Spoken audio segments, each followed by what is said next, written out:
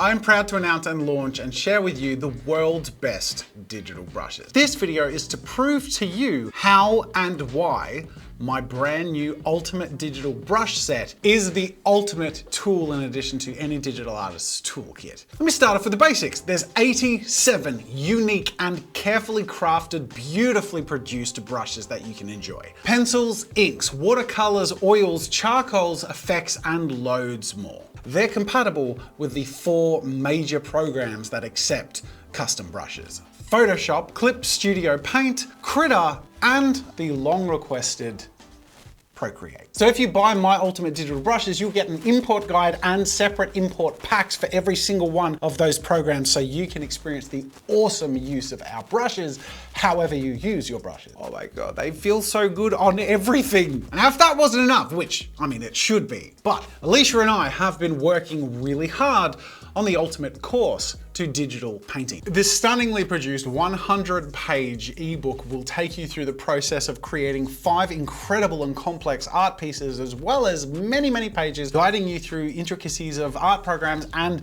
art techniques. So if you want to learn how to paint metallics or the nuances of texture and fabric and lighting, painting skin and hair and all of the things that bring your illustration to life, Alicia and I go into immaculate detail and take you through the whole process and provide many resource files to make it as clear as day for you to be able to improve your own digital painting process. Now, that guidebook is of course a separate product, but the entirety of all the artworks that are shown in the guidebook were made using our ultimate brushes, and you of course can get both of them in a bundle. So head on over to JAZZA'Sstudios.com, you'll see the brand new brush set. There's also the Ultimate Digital Painter's Guidebook and the bundle, the Ultimate Digital Painting Bundle, with both my ultimate brushes and our ultimate guidebook. If you're looking to step your digital painting experience up to the next level, these are a great way to do that, and of course, an amazing way to support the channel. But without any further ado, I am delighted to introduce you to my ultimate digital brushes, brush by brush. Now, first things first, when you buy and download the pack, you'll have a few options. You can download Photoshop, Procreate, Critter, or Clip Studio Paint as the brush files,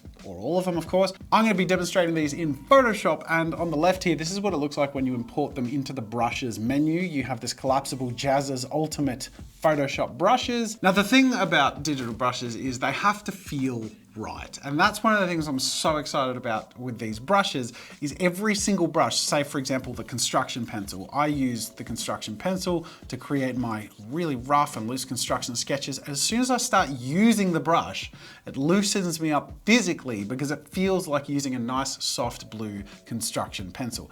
The pencil firm has a light gray and requires a little bit of a stronger touch. Good for some detail work or some really light sketching. Then there's a standard pencil and a soft pencil. These are sort of taking the idea of that firm pencil. It just sort of goes down a little smoother, a little easier. And then there's a watercolor pencil. So anyone who uses watercolor pencils knows that they just have a little bit of a softer feel going down and a little bit of a softer look. Then we have a charcoal pencil, similar idea, but this is where the texture gets a little bit rougher. It feels drier going down, and it's also a little bit thinner with less pressure and thicker with more pressure. And last but not least, we have the shading pencil.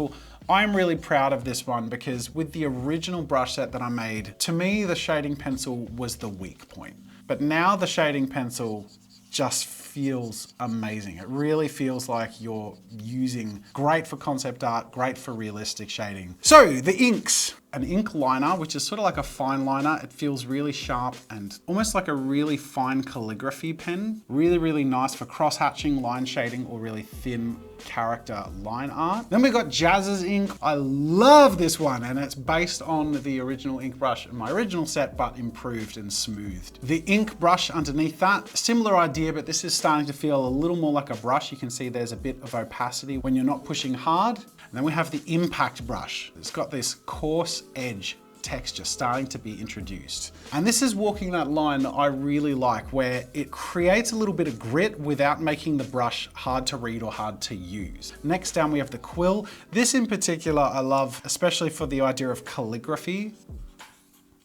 Now, there's not a lot of use for calligraphy in digital art, but the idea of having a gritty brush that's sort of weighted more to one side, has a little bit more texture and spackle to it, really, really nice, especially for some of those intense effects. Then we're getting even drier with the dry ink brush. I'll bring this up in size so you can sort of see some of the effect here. Starting with the light press and going into the heavy press, you can see that we can get those really nice textures and dry effects. And then last but not least in the inks, we have the dirty ink. I love a good dirty ink. For some reason, when I test brushes, it's one of the first things I draw is the eye, just one eye like that. And they're just the pencils and the inks, and as you can see, gives you a lot of flavor, but they're also really refined and made for professional results, like really polished results, but stylistically catering to many different choices. Then we have the markers, and I wanted the markers to feel like how I would use Copic markers in concept art. Say for example, I start off with my pencil, a standard pencil, and let's do a concept piece. Draw some simple construction. We'll draw a warrior standing on the edge of a cliff, dramatically gazing into the sunset. What I love about this is it immediately feels like I'm working with the mediums. So, you know, I'm sketching with my 2B pencil. I love tools that put you into that flow state as an artist, where you just sort of feel yourself relaxing into a process where you can be creative. I've got a bit of a rotation there, so let's tilt him back. So I went to use the eraser here, and it's just gone with a Photoshop default eraser. Let me show you the next trick. This set has no erasers. That's because every brush is an eraser. To do that, just press Control, Alt, and select the brush you want to turn into the eraser while you have the eraser tool selected. So I've selected the eraser tool. Let's say, for example, Control, Alt, and I'll grab Marker Broad. And that means my eraser brush tip and brush settings, or eraser settings, are now that marker. And then I can go back to the brush, it grabs the previous brush I had. I'm gonna use the impact ink for this. I'm going for a high impact concept art feel. I have no idea what this guy's story is. Why am I wanting to put frills on this dude? I feel like he's the frilly soldier. That's his name. This is my cinematic universe, and a quarterstaff. Now I'm gonna grab a marker. Here we have the broad marker, which has pressure sensitivity to a light opacity. Then we have the brush marker. This does not have much in the way of opacity and pressure sensitivity, but it has a lot in the way of sort of thick to thin. And then last but not least, we have the chisel, which has neither, which is really sort of a bit of a blunt instrument. But I actually find the chisel really useful to just slap down some quick colors. If I work on a layer on top and just set the layer style to multiply, it's just a really quick way to apply color. There you go, he's got a pink jacket. What even is this guy? But as you can see, it goes down really quickly and it really just gets the effect across. Especially for concept art stuff, I go to the markers because they go down quick, they slap down some color, and they keep a little bit of naturalistic texture so it feels like a Copic concept piece. But when it comes to refined pieces, that's where these next categories of brushes are really nice. Now this is where Alicia and I, and Alicia, who those of you who don't know, works here at the studio, she leans on the charcoal feel, sort of much more naturalistic, a little blockier in terms of the brushes themselves, but really quite grainy, textured, and very interesting. She obviously produces stunning results, and you saw some of those examples earlier in the video. And the charcoal brushes have a variety of different edge textures, but also canvas and surface textures, just that work incredibly well with each other. And as you see, as I'm going down this list, you sort of get grainier and rougher, which creates more and more interesting and different effects. It's awesome. Anyways, my baby is the oil brushes, because I personally really like that soft, silky feel when digitally painting. Like all the others, we start off with a fine and silkier oil brush. This is sort of coming in with edge highlighting or darker shadow details. The oil thick is your sort of go-to for basic painting and blending. And then moving down, the wet oil is where we get a little more textured, a little more weathered, and then as we keep moving down this list, they continue. So we get a bristly one, we get an old oil brush, a canvas texture oil brush, which works really well as sort of like a final bit of punch or layering, a dry oil, which is really nice for adding a bit of grit, an oil blend. This is really cool for like some edge effects or some blurry effects. The charcoals and oils alone could be sold as individual packs. Like they're so high quality and there's so many uses for each of them. And we're coming to the end of our more traditional traditional paints here with the watercolors. I love these, they're absolutely gorgeous. The cloudy watercolor I just absolutely love. Then we have the rough watercolor, a soft watercolor, grainy watercolor, then we have the dry watercolor. We're getting more streaks here. You can sort of see the texture of the sponge or brush, which just feels a bit more aged. Now, a lot of these colored and paint style brushes have dynamic color switching and stuff. So for example, in wet mediums,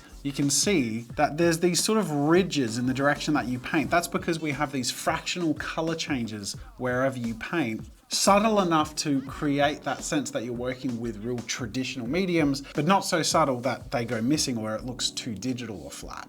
Now we move on to some really fun stuff, the last two folders. Texture paints and effects. Rather than having a hairbrush, we have 3 hairbrushes intended to be used together to really simply, in a stepped process, really straightforward, create amazing hair effects really quickly, really simply. So for example, let's grab my hair thick brush. I'll bring the brush size up a little bit just to make it a bit clearer. I can just paint, and as you can see, the color is tweaking a little bit with each brush that I put down. I'm not changing the color, it's slightly changing the color for me. It's creating a more naturalistic feel to it. With a rough silhouette of some hair down, this looks sort of like a brown pom-pom. I can then grab my hair soft brush, bring the color up a bit, and this is where I can start adding some highlights. But you'll notice the slight color changing is doing a lot to make this feel really organic. But we need to add some detail or sharpness, and that's where the thin hairbrush comes in. And I can just add a little bit of kick just inside some of these areas here, and then go to a nice sharp highlight. This is where we get that sort of more refined look. We can just go in along the area where the light will be hitting and add that glisten to the top. Bit of backlight. Now, obviously I sort of spat this out, but with a little more time and nuance, you can produce fantastic results that really just are so much more easy to produce and more naturalistic looking than any other process I've used or seen when it comes to digitally painting hair of various kinds and of various ethnic aesthetics. We've got a grit paint, as you can see. This one was sort of hard to categorize. It was almost an oil paint, but it's just too gritty. But we didn't want to lose it because it's too useful as well. So we've just called that a texture paint. Then there's the crumple. This is really useful for metallic effects and sheen effects as well. You sort of overlay it on things with either darks or light. Dry sponge, again, layering in just some textures or detail if you're doing something gold or ornate. Cracks brush, really easy way to do some either tree roots or dry ground. So these are sort of more utility brushes, paintable but more useful as garnishes. And then we have the effects folder. This stuff is just fun. We have a zipper brush, look at that. Rope brush, because drawing ropes is one of those really tedious things. So there's the chain brush, really useful if you have a treasure chest that's being chained down. Then there's a chain mail brush. You can sort of paint this in vertical orientation or curve it around a body or angle it a little bit and build it up to create detailed chainmail or just highlights of chainmail that you can sort of fade out at the edges. Does all of the work for you. And again, these are all tilt sensitive. So if I go flat and straight on like that, we get a more flat ring. Or if I go angled, I'm going to be able to go with a more perspective aesthetic. So that's really fun. That's the links folder. Then we have the elements brushes. This is where we're getting more into special effects. Now, like the hairbrush, we have a couple of flame brushes and a couple of smoke brushes. The idea is that you can use them in conjunction to create a more organic feel. So I'm going to start further back with my flame texture, make it big and very lightly just draw.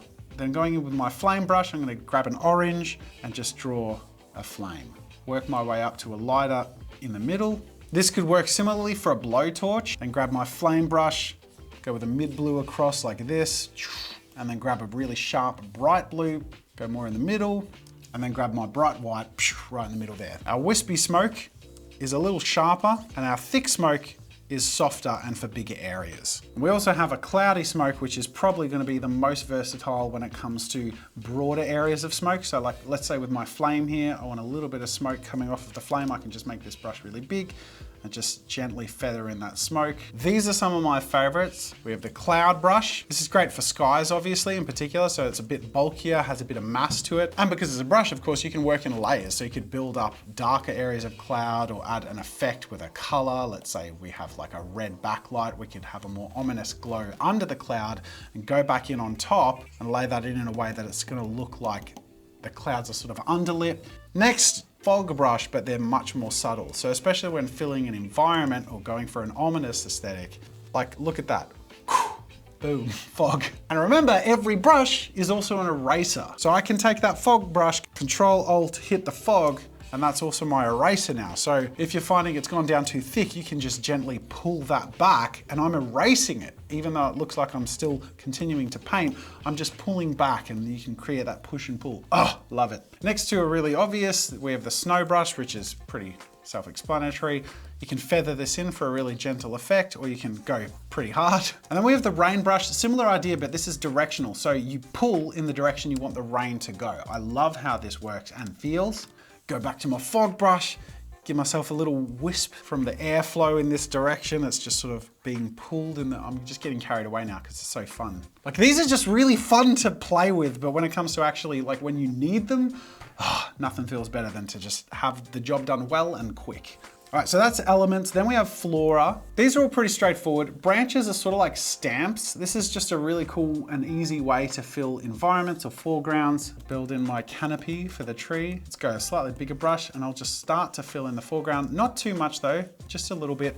And then I can go to other things like my leaves brush and just add a few of these stamps in there just to add a little bit of texture and detail. Now keeping in mind, these texture and environment and nature brushes are cool, but you know, if you're trying to stand on them entirely, they'll do a good job, but not a perfect job. And that's where all the other brushes, the oils and the charcoals, will help bring them into your scene rather than them feeling too much like stamps that are decorating your scene. We're building brushes that are meant to be used for your painting and your projects, not just for that brush in isolation. But if you have a scene where you want some floating pink petals, the job is easy and the job is fun. Look at that. Oh my God. Then we go on to grass. They're like the hair brushes and the smoke and fire effects brushes I showed you. There are a couple of grass brushes that work together. So I'll show you them separately first. There's the short grass brush. This is intended to work sort of forwards like this. So you hold your brush directionally, but that also means you could go up a hill and climb down the hill and the brush will sort of change direction. And we have the long grass brush, similar idea. It's also directional. So you can use this sort of sideways. You could even use it for some more harsh fur or textured effects. And then we have blades of grass. These are paintable, as you can see, but it's also more for like a final texture. So the idea is you might build up a scene with a larger grass brush, sort of paint it in. You probably paint with a flat, you know, oil brush or something first, but then you can come in here and sort of stipple in and gently build up that grass effect. I mean, look at this. I'm making a scene like unintentionally. The painting is making itself. The brushes are so good. I love this. Then I might switch over to my long grass brush, go to a slightly lighter color. As you can see, these have that hue variation again. So I can pick a lighter color and highlight, let's say, the left side of this hill to make it feel like it's in the sun. Now this is where it might start looking a little rough or a little too much, and I might go back to an oil or a charcoal, pinch a brush in here and just sort of gently push back areas just to sort of make it so that we're not overwhelming the artwork with detail. We can sort of soften it all in, but because we have these naturalistic textures to pick from, everything feels so intricately painted, even though this took me 2 minutes. Now I've softened all of that to create a little bit more of a homogeneous look, but have I lost the grass look? Well, have no fear, because I can just go back to my grass blades brush, pick a nice sharp highlight, pick a few spots and just add a little bit of pop. Either in the foreground if we want to frame things a little bit, or just a few areas where you're happy for there to be more detail. The grass blades enables me to go more directional with all of them sort of following that direction. So I can start straight, they're all roughly going in that direction, but I can tilt my brush and as I go, they're all sort of fallen over, almost like wheat husks. The pine forest is really useful, specifically for distant brushes. So if you've got a mountain scene and a landscape here, these aren't meant to be the detailed trees you have in the foreground. These are meant to be the Bob Ross stippling with the fan brush that pushes the scene filled with detail, but sort of further into the distance. Again, just a really easy way to quickly slap in a horizon. You might only use it just for a specific area like that, bit of that, and you can sort of cluster it or build it up together a little bit. And they have a bit of a foggy effect by how they're gradiented around the edges. Combine that with the actual fog brush, and you've got the perfect soft way of creating landscapes that merge into the background. Ah, how fun is that? You got a city skyline that you can use. We've got a decaying city. This is particularly useful for apocalypse scenes or even more medieval scenes. These would work quite well because you can simply grab your eraser and chop the tops off of some of these buildings, and it works perfectly. The distant details brush, the idea of that one is, let's say you have a city or a village, you actually are really easily able to paint in the glowing distant lights of the city. But as you can see, like, just making a scene come to life is so easy and really fun with these brushes. We have a rocks brush. Again, sort of for filling scenes and roughly texturing some areas or foreground elements. And then last but not least, birdies, because who doesn't love a little cluster of birdies off in the horizon or a giant swarm or plague of birds? Last but not least, I have one last folder to show you, and that is the lighting folder. These are really fun. There's only a couple of these, but they're all really useful as just the garnish of garnishes on your artwork. The lens flare. This is really useful for like either glowing eyes or the glint of a shining sword.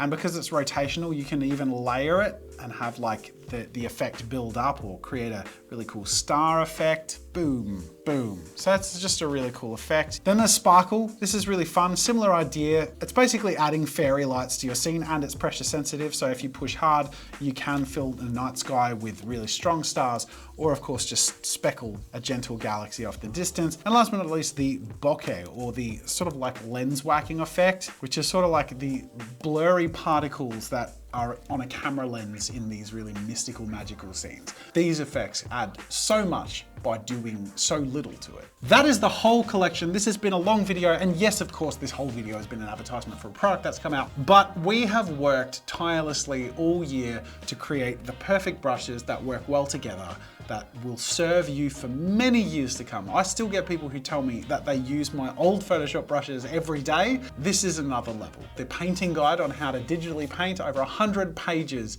of in-depth resources and tutorials. There's screen recordings, there's Photoshop files, and we go in depth on many, many paintings and effects. So you can really level up your experience as a digital painter to an unprecedented level. I'm so proud of what we've made. Huge shout out to Alicia for all her hard work and participating in this with me to create something really special and spectacular, and for making awesome showcase pieces so we can show you what they do. And thank you to you, anyone who purchases any of these brush or digital painting products. It's a huge help to the studio, and I know it's going to be a huge help to you. Thank you for watching this video. That is it. I know this has been a big product tour, but I'm so freaking happy. As you can tell, I can't help but get excited and overwork these brushes and play with them, and you're gonna feel the same. Thanks for watching, and all the YouTube things. Bye!